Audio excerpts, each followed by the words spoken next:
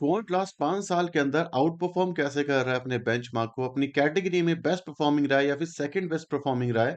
तो क्वांट ऐसा तो कुछ स्पेशल कर रहा होगा जो उसने कंसिस्टेंसी दिखाई है अपने रिटर्न के अंदर। ऐसे क्वेश्चंस मेरे कमेंट सेक्शन में भर भर के पड़े हुए हैं। तो चलो इसके ऊपर थोड़ी सी डिस्कशन करते हैं। और कुछ पॉइंट्स मैं आपको ऐसे बताने वाला हूँ जो कि शायद आपको किसी और वीडियो में नहीं दिखेंगे। तो आपकी जिंदगी के 5-10 मिनट होंगे, लेकिन अगर आपने इन्वेस्ट करा हुआ है क्वांट की किसी भी म्यूचुअल फंड के अंदर, तो ये वीडियो आपके लिए इंपॉर्टेंट होने वाली है। बिकॉज़ ये जो वीडियो है ये एएमसी बेस्ड होने वाली है हमारी। स्मॉल कैप, मिड कैप और हर किसी कैटेगरी में सेम तरीके की इन्वेस्टिंग आपको देखने को मिलेगी। तो जो रिस्क होगा, रिटर्न होगा, वो भी सेम होगा हर एक कैटेगरी में। थोड़ा-सा ज़्यादा, थोड़ा-सा कम डेफिनिटली हो सकता है। सबसे पहले जानते हैं कि जो क्वांट है उसका मतलब क्या है? देखो, क्वांट एक एएमसी है, लेकिन क्वांट का रियल टर्म में मतलब क्या है? वो है क्वांटिटेटिव एनालिसिस। ये एक तरीके की एनालिसिस होती है जो कि काफी सारे फंड्स अपने म्यूचुअल फंड्स के अंदर इंप्लीमेंट करते हैं। क्या क्वांट एक अकेली एएमसी है जो कि ऐसी चीज इंप्लीमेंट कर रही है?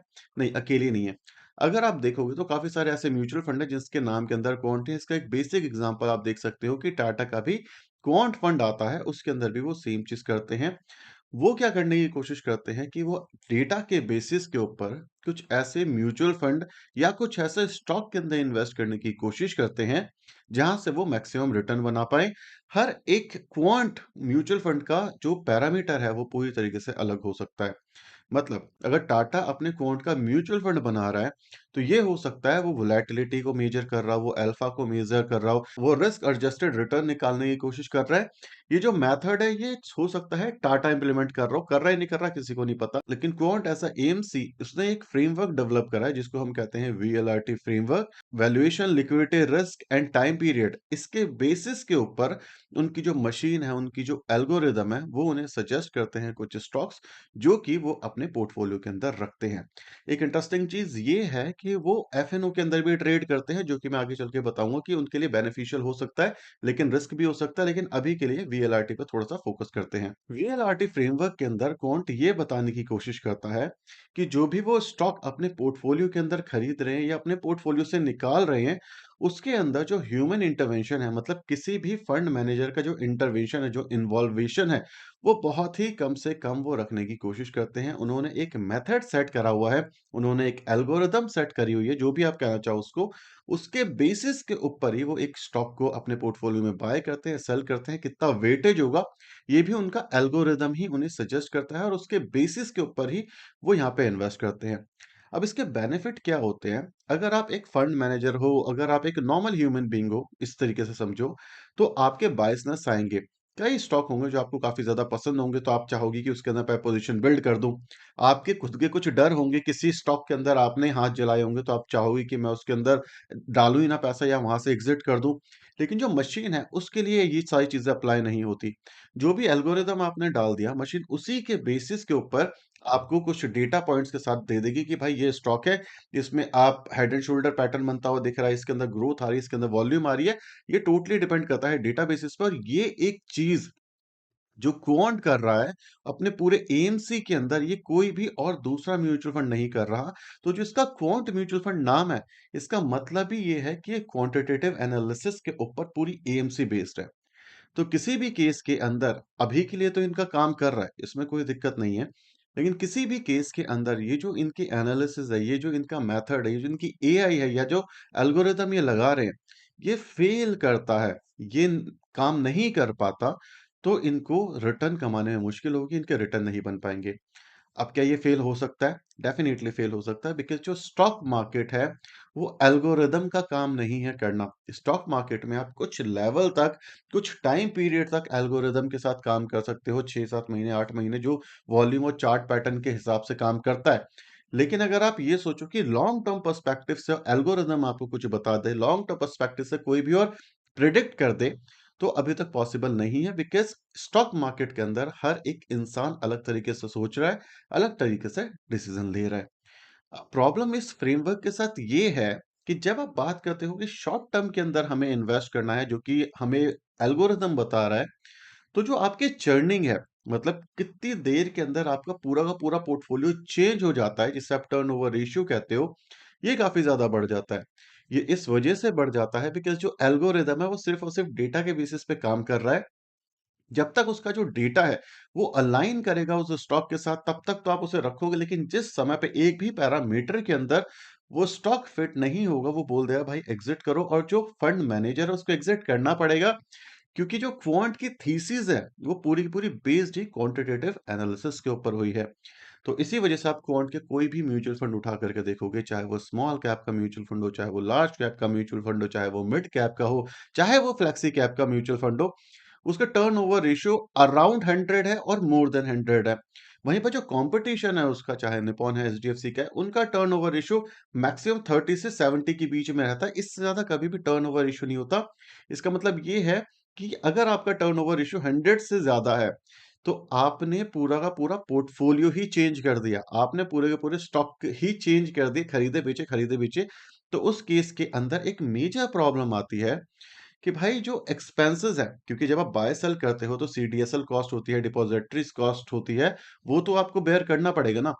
और इसी वजह से उनके जो एक्सपेंस रेशियो आप देखोगे रिसेंटली काफी ज्यादा इंक्रीज हो गई है, बिकॉज जो भी वो काम कर रहे हैं और वही चीज आपके ऊपर फेंकी जा रही है। लेकिन इसी के साथ साथ एक बेनिफिट आपको ये देखने को मिलेगा कि जो रिटर्न है वो एक्स्ट्रा ऑर्डिनरी निकाल करके लेके आ पा रहे हैं अपने कंपटीशन से। अब इसका कंक्लूजन क्या है, ये मैं एंड ऑफ द वीडियो बताऊंगा, लेकिन उससे पहले मेरे पास एक चीज और है जो मेरे को आपको समझानी है। अगर आप बात करते हो इस फ्रेमवर्क की, क्वांटिटेटिव एनालिसिस की, तो ये काम करेगी एक सर्टेन लेवल तक ही। ऐसा क्यों? जब भी किसी म्यूचुअल फंड का एयूएम साइज बड़ा हो जाता है, मतलब एसेट अंडर मैनेजमेंट साइज थोड़ा सा बड़ा हो जाता है, तो जो बाय सेल की अपॉर्चुनिटी होती है वो बहुत ही ज्यादा लिमिटेड हो जाती है। कैसे?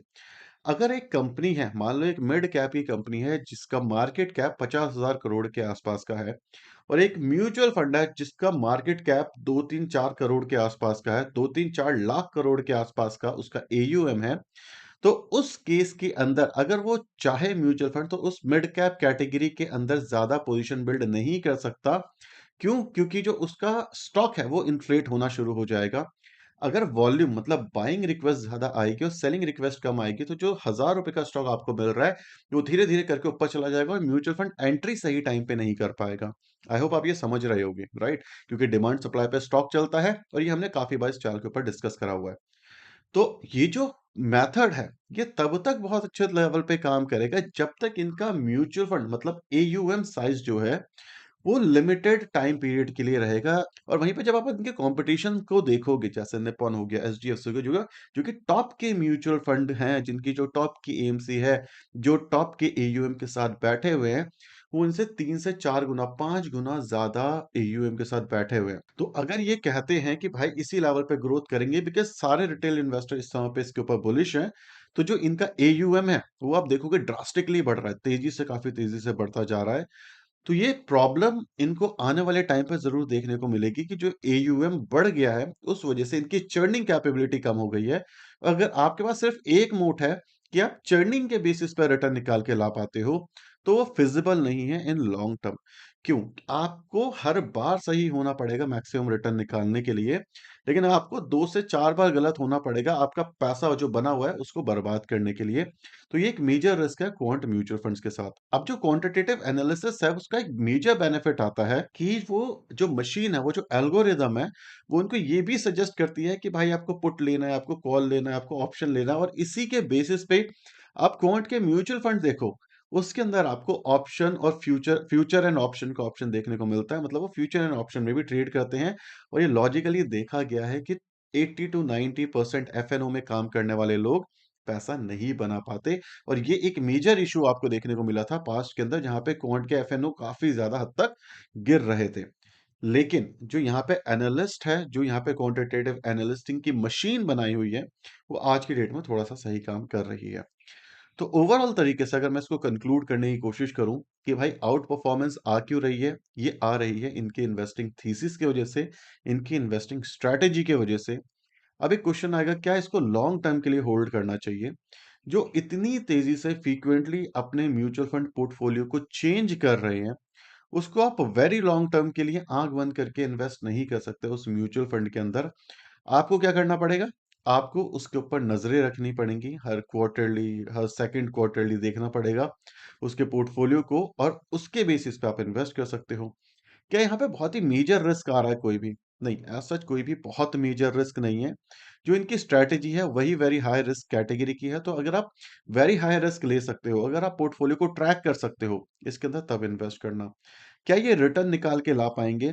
कंसिस्टेंसी के साथ 5 साल, 3 साल और 1 साल में इन्होंने बेंचमार्क को बीट करा है और मुझे लगता है शॉर्ट टर्म मतलब 2 साल, 3 साल तक एट लीस्ट ये रिटर्न निकाल के ला पाएँगे और उसके बाद देखने वाली बात होगी किस हिसाब से इनका पोर्टफोलियो है और ये किस हिसाब से अपने जो बढ़ा हुआ एयूएम है, उसको मैनेज करेंगे। अगर हम बात करें नेगेटिव्स की, तो पहला नेगेटिव है इनका टर्नओवर कह रहा हूँ। तो जो टर्नओवर रेशियो वो काफ़ी ज़्यादा हाई है, तो काफ़ी सारे लोग इसमें कंफर्टेबल नहीं होते। बट लॉजिकली एज़ सच कोई फ़र्क नहीं पड़ता अगर आप 4, 5, 6% से अपने बेंचमार्क को बीट कर रहे हो, अपने कॉम्पिटिशन को बीट कर रहे हो।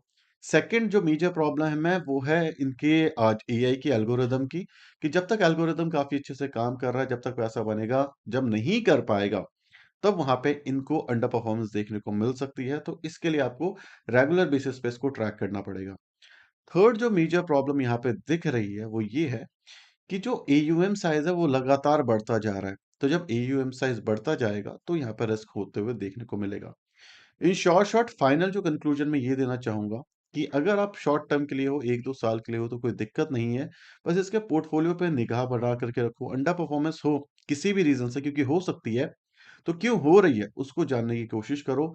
ये ऐसा म्यूचुअल फंड नहीं है जो आप बाय एंड फॉरगेट कर पाओ। ये ऐसा म्यूचुअल फंड है जो बाय एंड एनालिसिस आपको करनी पड़ेगी क्योंकि जो पोर्टफोलियो है वो चेंज हो रहा है और रिस्की पोर्टफोलियो है, तो अगर आप एक लो रिस्क इन्वेस्टर हो तो मत डालो। अगर आप एक हाई रिस्क या मॉडरेट रिस्क इन्वेस्टर हो, सिर्फ़ और सिर्फ़ तभी इसके अंदर जाना, अदरवाइज़ आपका पोर्टफोलियो थोड़ा-सा ज़्यादा रिस्की होता हुआ दिखेगा। Thank you so much for watching this video.